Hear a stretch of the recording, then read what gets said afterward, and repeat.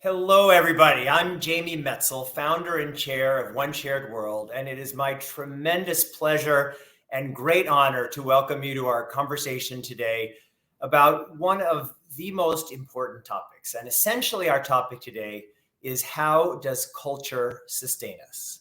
How does culture sustain us in times of peace? How does culture sustain us and inspire us in times of conflict? And what role do art and culture play in building our communities, in engraving memories into our hearts, and building a better world for everyone? OneShared.World was created by people all around the world in the immediate aftermath of the COVID-19 pandemic, out of our mutual recognition that in our interconnected world, the fate of all of us is connected to the fate and well-being of each of us.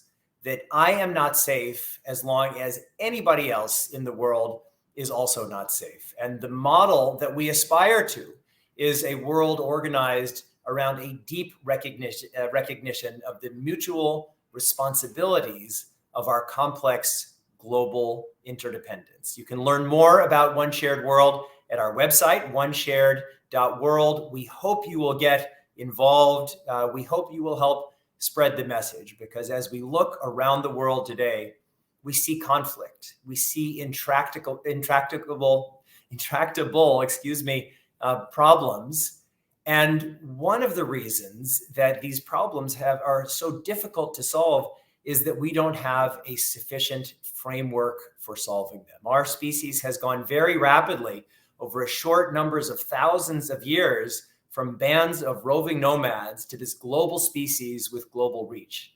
And unless we recognize that we are all connected to each other and our fates are intertwined, we will drive ourselves in many ways to despair and possibly to extinction. So how does that connect to the issue of culture? Culture, in short, is the language of our common humanity. Culture, art, creative expression, is what binds us together and helps us recognize that we are all part of one community, and whether that community is our individual community and the people around us, our local community, our country, and ultimately our world. And that's why artists are dreamers in many ways of the worlds that we would like to inhabit. And this is very difficult at all times, but particularly in times of conflict. And it's my tremendous honor that we have two very special guests with us to explore this exact topic. And the official title is Sustaining Culture During and Post-Conflict. But the real title of what we are all about today is hope. Hope of coming together in difficult times and in all times. So one of our participants today is an old friend of mine, Phloeun Prin, who is executive director of Cambodia Living Arts. He's a visionary cultural entrepreneur who spearheaded Cambodia Living Arts transformation from a grassroots project reviving traditional arts to the leading cultural agency in Cambodia, a country which I loved and where I lived for 2 wonderful years of my life. And as many of you know, and we'll hear from Phloeun, Cambodia went through a terrible genocide between 1975 and 1978, in which an estimated 3 million people were brutally murdered, which was a very, very large percentage of the entire population and a great trauma. And that's why, even from those dark times, Phloeun represents a seed of art and culture and love and understanding that has been planted and has flourished. And Phloeun was born during the genocide and returned to Cambodia and has dedicated his life to reviving in many ways and inspiring the culture of Cambodia and in bringing the culture of Cambodia to the rest of the world.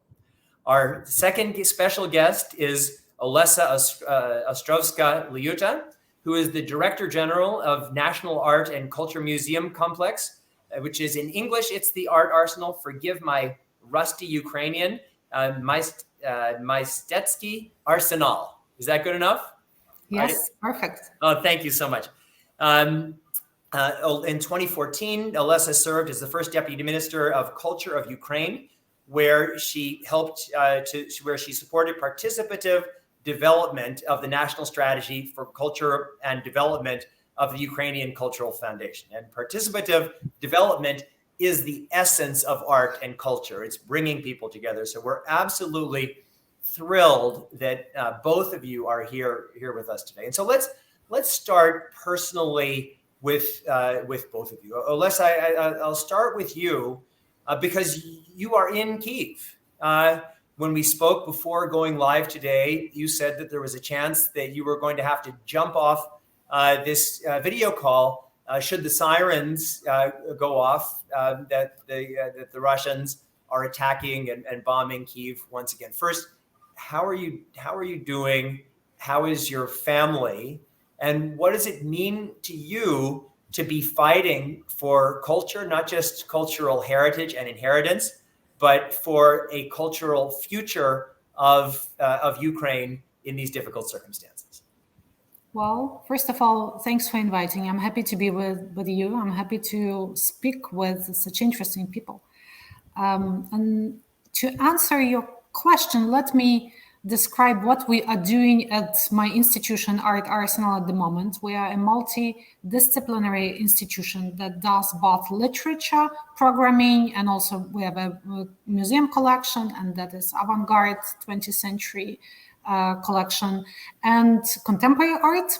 And at the moment, right now, we're having an exhibition of contemporary art. And today is actually a day of free attendance. So we have many people coming for free.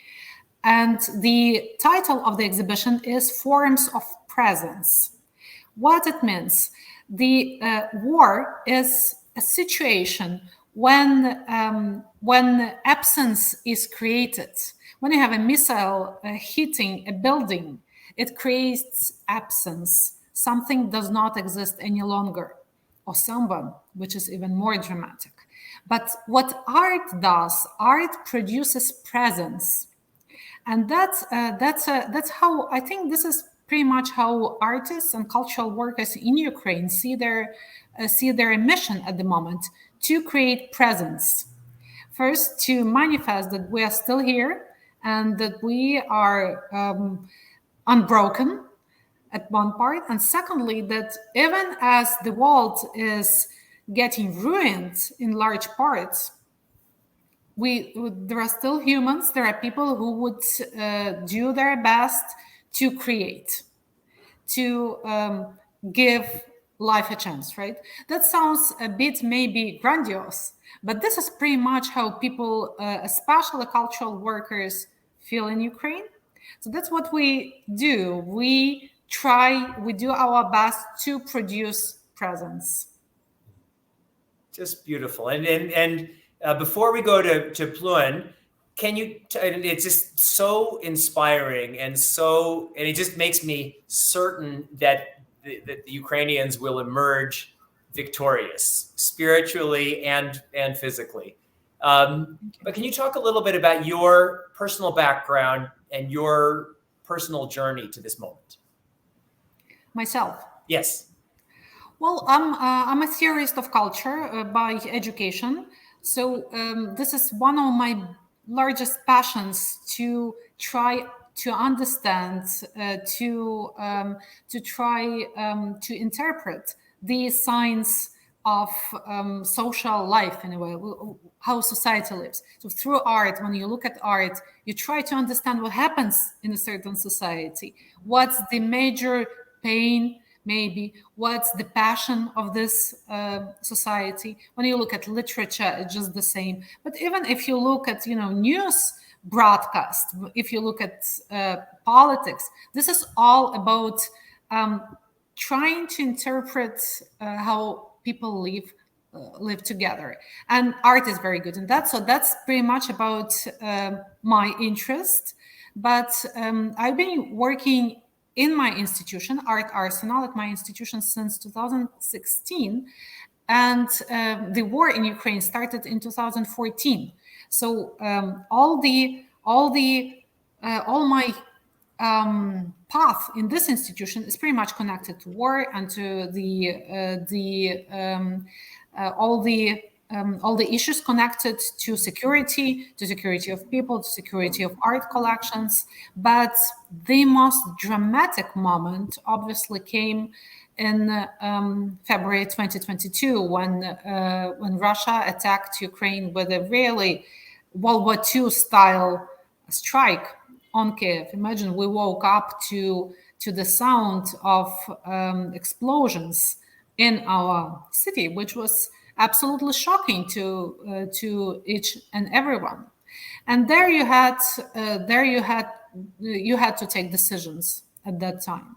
So many people obviously evacuated, especially those who had children or those who were in charge of all their relatives.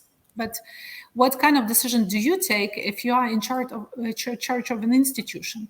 Let's say you work. Imagine you are a doctor working in a hospital.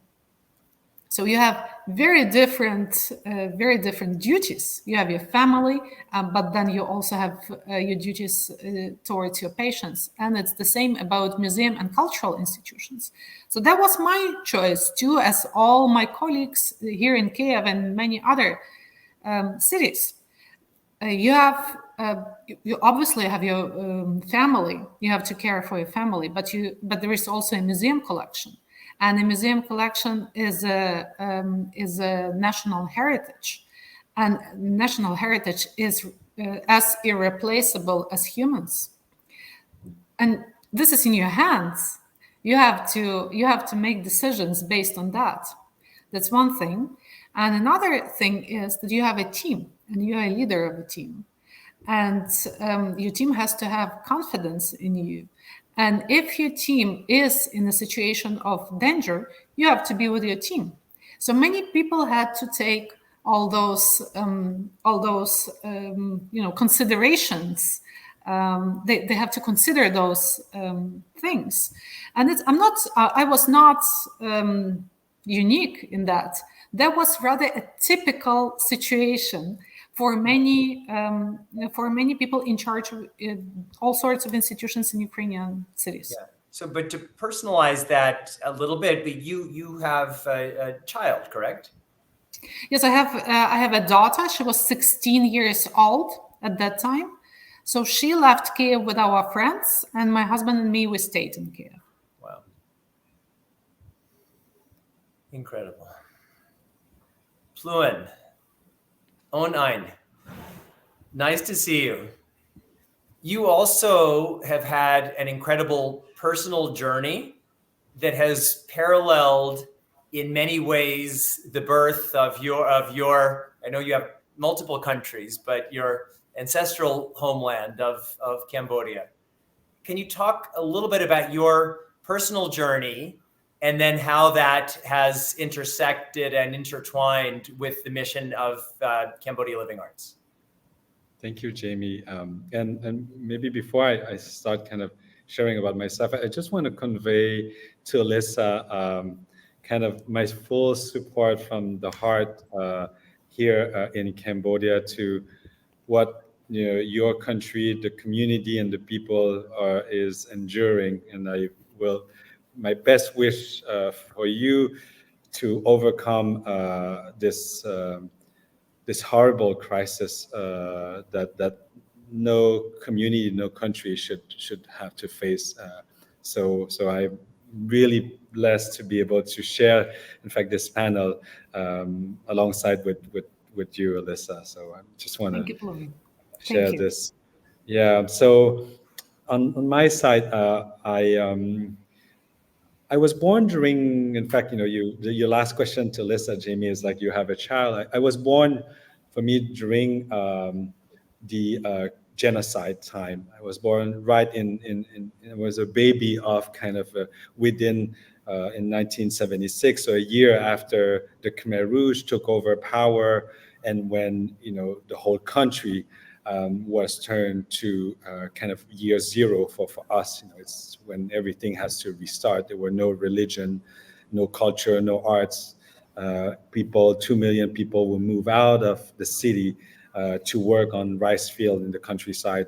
And as you said, about 1/5 of Cambodian populations, perished during that very difficult time. So I feel I've been fortunate that, in fact, I somehow was a baby.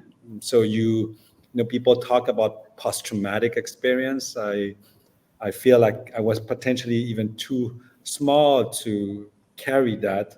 And so my parent walked out of the country through the jungles and mountain to cross the border with Thailand and to settle in a refugee camp in Thailand when I was 3 years old. So I feel blessed and fortunate that I've been able to be safe in somewhere, in those refugee camps that, again, sadly, millions of people today still have to go through kind of this horrible situations where you are taken out of your country, taken out of your root, and have to wait to be resettled somewhere, somehow, and sometimes. So through that, my parent were able to resettle in the first country that welcomes us, which is Canada. And so I grew up in Canada throughout my childhood, my teenager, and I've finished undergrad in Montreal, and I came back here 25 years ago. So in fact, I've lived my adult life in Cambodia and live kind of my youth in Canada. So I kind of like feel like I've done often like it's the other way around. In my case, I've been back, and I think this really shaped why kind of finding my own identity through arts and culture, through rituals and ceremonial that are still kind of exist here, helped me find who I was, and I think it's because of somehow kind of the parallel of my personal journey and the work that I'm doing through Cambodian Living Arts and today with Living Arts International. It's what I think carry for me kind of the passion of working with artists, working with grassroots community, collective of artists, and engage people and audiences through overcoming kind of in our case we can say we are post-conflict country. I think Olesia, you're right in the conflict, but also we've also experienced what was going on during conflict and also why arts have been so important. So I think this kind of speaks about my own journey. I've been working in this field, first of all, in arts and craft for my first decades back here, and the last 15 years leading Cambodian Living Arts to become the institution that we are. So, yeah, well, thank you, Phloeun. And it's kind of nice. I mean, just a little bit, as I think Phloeun knows of my background. My father was a refugee. They came to the United States after the war, fleeing Nazism. So in many ways, OneShared.World itself is a response to these exact conflicts that Olesia, you're living through now, and Phloeun, you're working in Cambodia to overcome. And even in these darkest places, I mean, as Olesia is doing now in Ukraine, as Phloeun and our mutual friend Phloeun Prin, keeping music alive in the depth of the Khmer Rouge genocide with his flute. We've seen all of these stories about artists and composers and others, even in the Nazi concentration camps, coming together to try to keep creating and to keep plugging in to art, to culture as the music, the language of our common humanity. So, Olesia, it's not lost on me or on us that the name of the organization that you run is Art Arsenal. Talk to us about the word arsenal and why you think that is so important to the work you're doing. Well, we are the title, the name of our institution comes from the actual arsenal We are placed in a historical building of the end of 18th century, which was a part of Kyiv fortress. Paradoxically, it was built by Russian imperial forces to domesticate Kyiv, and it was a military facility. It's a huge building with beautiful arcs. It's really one of the most stunning interiors in Ukraine, probably, and really one of those that Europe should be proud of. And we are a new institution. We were a part. The arsenal was a part of it was a military facility that belonged to the Ministry of Defense until 2005. And then there was this, at that time, there was this feeling, and I grew up with it, that wars are in the past. They do not happen any longer, at least those huge wars. Only, smaller conflicts can happen. And this is something we lived with. And there was this sense of optimism that we need to transform those military objects into something more valuable, such as culture. Which I still subscribe to, but the reality turned out to be much more complicated, much more complex. It's not always what we now understand. Let me be a little bit political. What we understood about Russian political leadership and Russian political imagination, the war that we imagined in the past is not the past. It's a vision for the future. And now we are in this situation and we are facing it. What we also understood that that's why let me just make a little digression. At the moment, in the Art Arsenal, we are preparing a book festival, which is called Book Arsenal. And it's probably one of the most beloved events in Ukraine. It's a multidisciplinary festival around a book and also a book fair. Before COVID, we used to have over 50,000 visitors in 4 days. And 50,000 people is really a huge crowd all the day. We cannot have that huge festival now, obviously. It's going to be much smaller. But what we also understood that it's extremely important both to readers, to authors, to publishers, to artists who work with books, but also just contemporary artists, to come together and have this possibility just to be with other human beings around a cultural object, which is a book. In our case, we will start actually our first day. It's going to happen next week. We will start with a small concert by a symphonic orchestra from Mariupol, a city that no longer exists. It was ruined by Russia. It's a city on the coast of Azov Sea. But the orchestra does exist.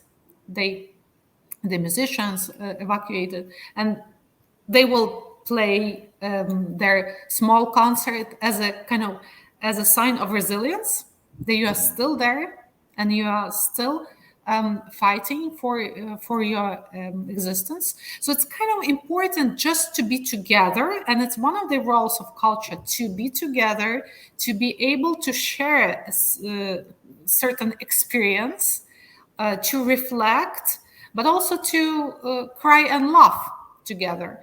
And this is something that we are trying to do no matter what. That's great. And you mentioned the word unbroken when you spoke in the beginning, and now you've mentioned resilience and expressing that we're still here, we're still alive. But coming back to the Arsenal question, is there an artistic role in resistance? And if so, how might you define it? Oh, yes, very much. One of the, first, documenting. Art is documenting what's going on. And it's starting with photography and diaries and all sorts of literature productions. Second, art is kind of giving an emotional response to the situation. Art is also trying to reflect about millions of connections that you might not be aware of. For example, how our situation and the war that is imposed on us, how it is connected or how it resonates very, very, very far away. This winter, we had an exhibition which was called Heart of Earth. And the exhibition, it was a contemporary art exhibition on the issues of ecology, the land and earth, because in Ukrainian, land and earth and soil is one word. So it was pretty much about this triangle between earth, a human, and food. How food is produced from this interaction between a human and earth, and how this food is important, resonates to other societies very far away from this earth where we are situated. So culture and art is pretty much also about, this trying to understand invisible connections, trying to amplify subtle ideas and presenting it to other people so that they can both reflect but also feel and give way to their feelings. And again, why we think that the festival, however grandiose that might sound to you now, is important at this time, because it's important that people come together, and be with each other. Yeah, and in many ways, culture, it's both the soil and it's the seed being planted in the soil. That's right, and culture helps to see and understand both the soil and the plant. Yeah, just beautiful. Phloeun, staying on these words that start with R, can you just reflect a little bit from your experience and Cambodia's experience, this kind of journey from culture playing a role in resilience, staying alive and maintaining humanity, resistance, fighting to protect a space for our core humanity, and then rebirth, which is really what you've devoted your entire professional life to doing. I remember when I was in Cambodia, living in Cambodia in those early days, there were just a tiny number of classical dancers who'd survived. Every one of these arts was really pressed, and these very long-standing traditions. And I love the word living arts, because art and culture is alive, and always Olesia just mentioned this role of kind of cultivating this future. But can you talk a little bit from your experience about resilience, resistance, rebirth?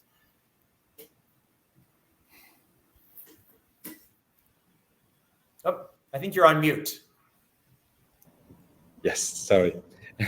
So just about the resilience aspect, something I've been talking with some of the kind of old teacher that survived kind of the Khmer Rouge time, resettling in some of these refugee camps in Thailand.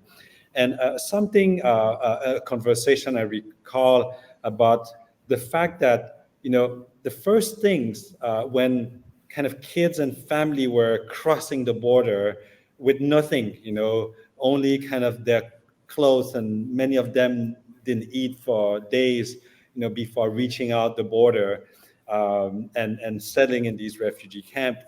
But the natural things that happen, despite not having a proper shelter, despite still kind of needed kind of the support of UNHCR for foods and things like that, those women brought together the kids.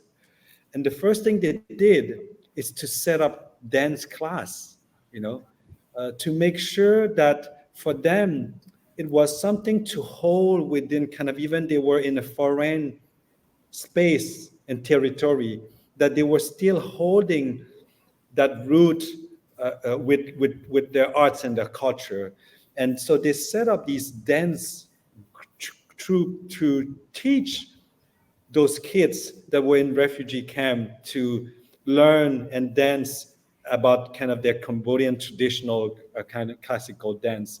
So you would think that why, these women do that. And in my conversation, they said like, well, they said like, first is about keeping their root and their identity alive.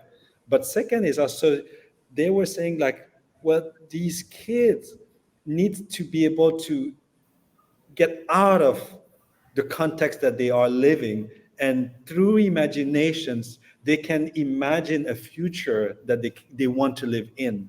And through just experiencing art was a way to, it's not an escape, but a way to kind of transcend like kind of how they can see the future in a positive way. So I think like if you talk about resilience, I feel like, unbelievable that these women really kind of, in their own passion, really kind of created this space for young children to experience their own culture and identity, and through that, finding their own identity. This is so incredible. Can I add Yeah. my own experience to Yeah. that resonate with what Phloeun has just said? What we did in the arsenal, right after Russian troops retreated from Kyiv, it was a year ago in May 2022. We thought that we will make an exhibition, and this exhibition was based on some artworks, but also many videos that we made with everyone from our team who wanted to tell the story, how people, what people did during the invasion, how they lived through the first weeks. And we really made a beautiful display.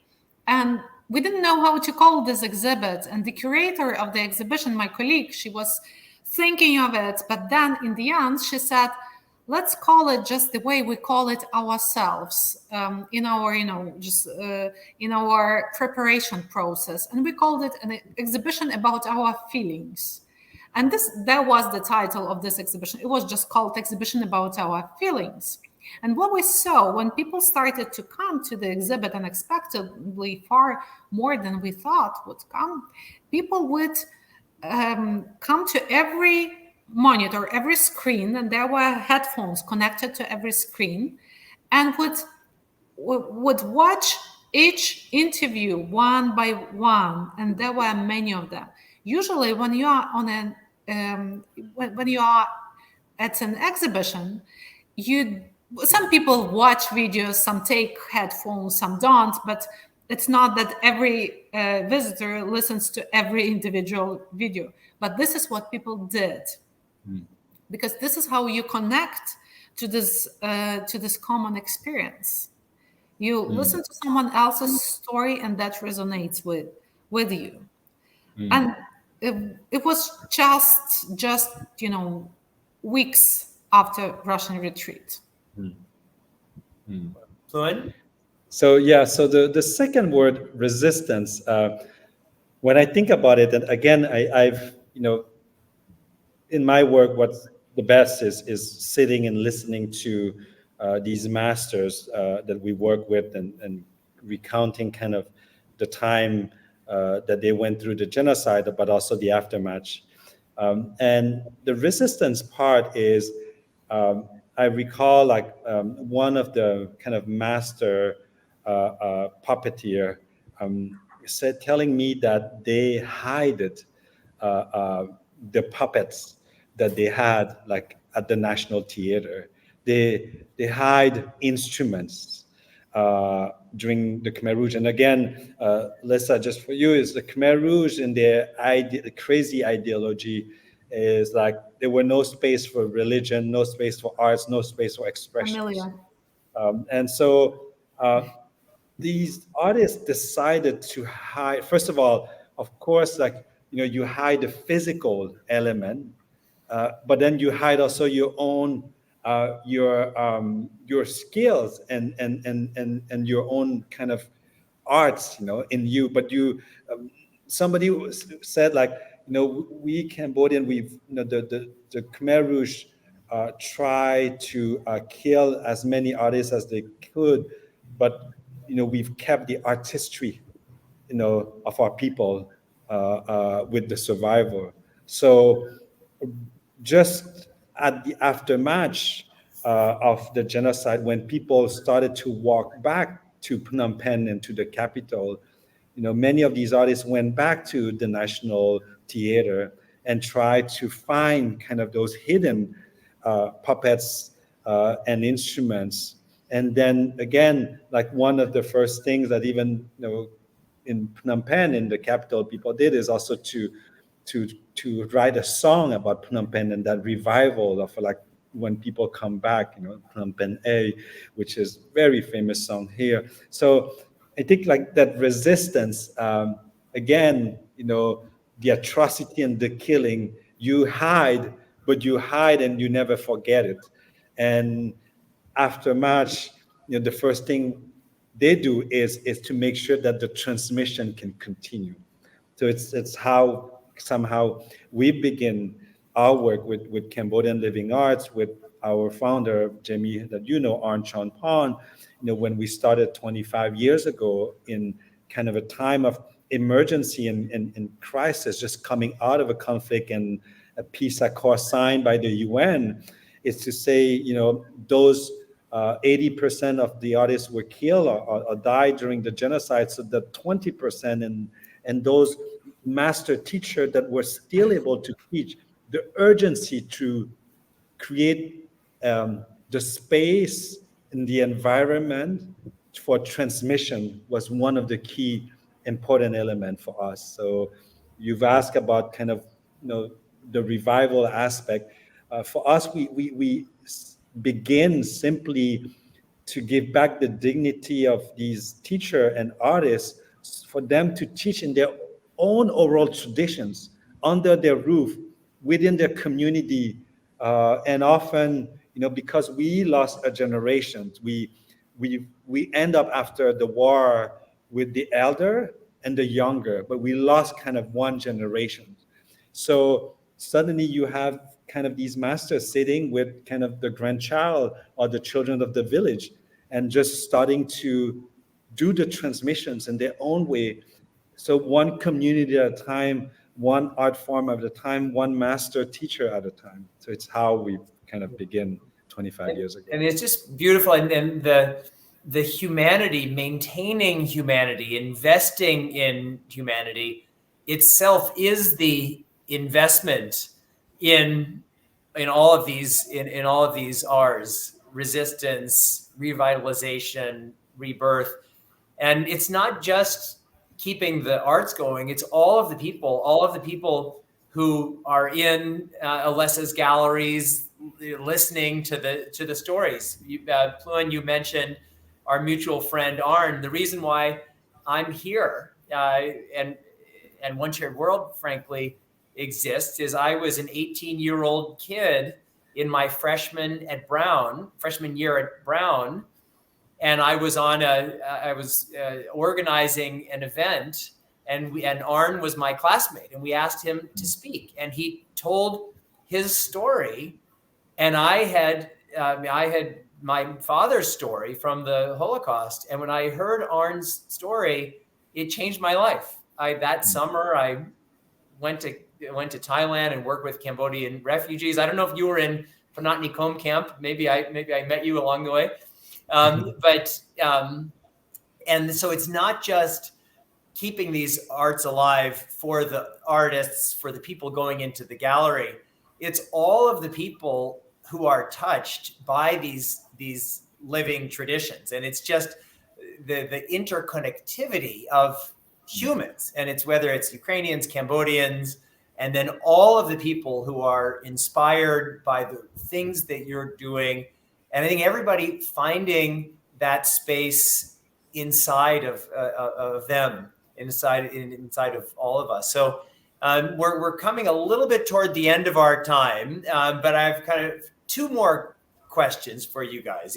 We have about 5 minutes.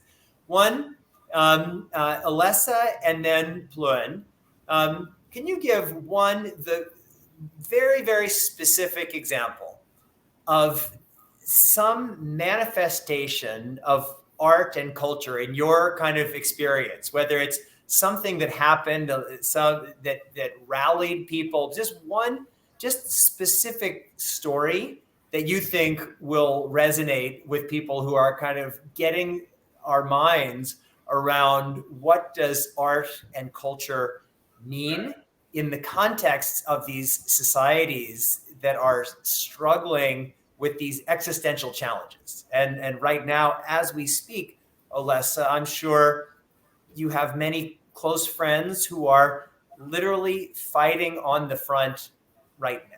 So what does culture mean in these terrible contexts in specific ways? Olesia and then Phloeun. Absolutely true. Many Ukrainian cultural figures are soldiers at the moment. Many of them volunteered to go to the front line or to the army. But I'll give you a really deep and sad story, but important for Ukrainians here in Ukraine now. As I said, we are going to open a book arsenal festival next week, and one of the events, there will be about 100 events, and one of the events will be a presentation of a book, a diary, which was written by a children's writer and a poet who lived in the Eastern Territories near the city called Kharkiv, which was occupied by the Russian forces. And he kept his diary at that time in his village. However, everyone in the village knew that he was a writer, and Russian troops were really absolutely merciless to anyone connected to culture and especially to language. So as a writer, you were in danger. And there is even, it's even reflected in the diary. So the name of that author was Volodymyr Vakulenko, and he was murdered in his village, but his diary remained buried in the soil of his garden.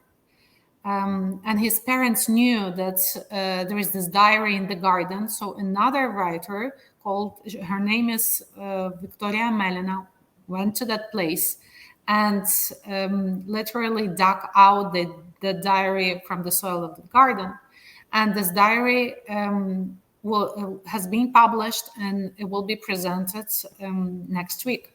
So it's to Ukrainians, it's hugely a story about a tragedy, but also of resistance and also of solidarity. It's an important sign, and I'm quite sure it's going to resonate deeply and for a long time. Well, thank you for that. Phloeun?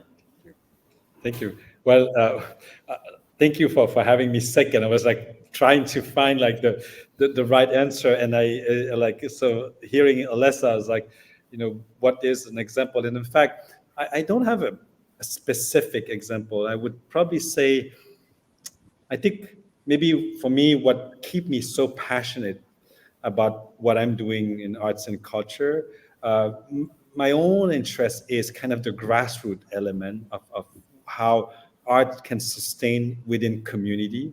I think I've seen so many examples of like small grassroots collective of artists that despite everything that's still going on, the fact that, as you know, like being an artist is already so difficult just to think about how, you can earn a living. The basic things about like, making a career in the art is to make a living. But despite of that, like I've traveled and through our work, and not just Cambodia, because we set up also a sister organization to Cambodia Living Arts, which is called Mekong Cultural Hub, where we work also in other country within Southeast Asia, Cambodia, Laos, Myanmar, Thailand, and Vietnam. And I've been visiting all these grassroots organizations, and they all kind of continue to do their work despite all the difficulty. And I ask, why are you doing that? And I'm just kind of trying to sense. And they say, but for them, it's like being an artist is again, like I come back to what I said, is to be able to imagine a future. So they won't let the fight. They just want to continue despite everything. So I think like there's no one example, and I think there are multiple examples of great kind of artists, activists, collective, grassroots organizations that are doing amazing work that we don't know much about. So through my work, I'm really fortunate that I've kind of been seeing them, what they do, and try to support them in our own ways. So that's just wonderful. And so we're unfortunately running out of time. We could literally go on forever. If people watching this conversation want to follow you or find your organizations or follow your work, Olesia and then Phloeun, what's the best way for them to find you? Well, I think in our case, just Google Art Arsenal Kyiv, and you will find our website. That will direct you. It's in English too. That will direct you to what we do. Great. Phloeun? On my side, we have so many layers, but the best, easiest way is to Google us on Cambodian Living Arts, and you'll probably find my profile. Send me an email. Love to connect, and love to connect also my core interest. And I'm glad, Jamie, you brought me also with Olesia, but also like thinking about like so many networking connections for all of us, not to feel isolated. I think, conflict and the pandemic had kind of isolated each of us in our own world. And again, Jamie, thank you for OneShared.World, because I think we need to step up and to make sure that we don't stay in isolations, and that we stay connected with our peers that are doing those fights all around the world. Olesia, you wanted to say something? Well, I just wanted to share my little own recollection. One of the best books I read right before Russian invasion was by a Canadian author of Cambodian heritage. I don't remember the name. It's a woman, and it's a beautiful novel about her family escaping the first they killed my father, maybe. Probably it's a very powerful literature. So compliments on that too. Yeah, and thank you so much to both of you. I mean, the core message of OneShared.World is we're all connected to each other in our interdependent world. All of our humanity is connected to everybody's humanity. And arts are our way as individuals and as communities and as a species, going back tens of thousands of years. And then now actually with these new findings in South Africa, maybe even significantly longer, where our species has been using art and representation to try to make sense of this world around us and find these commonalities. So Phloeun, Olesia, cannot thank you enough. Thank you to all of you who've watched this conversation. And we hope that this is just a piece of a bigger conversation, that everybody will take these ideas and keep this conversation going, because the only way that we're going to live in OneShared.World is if we collectively build it. Thank you so much.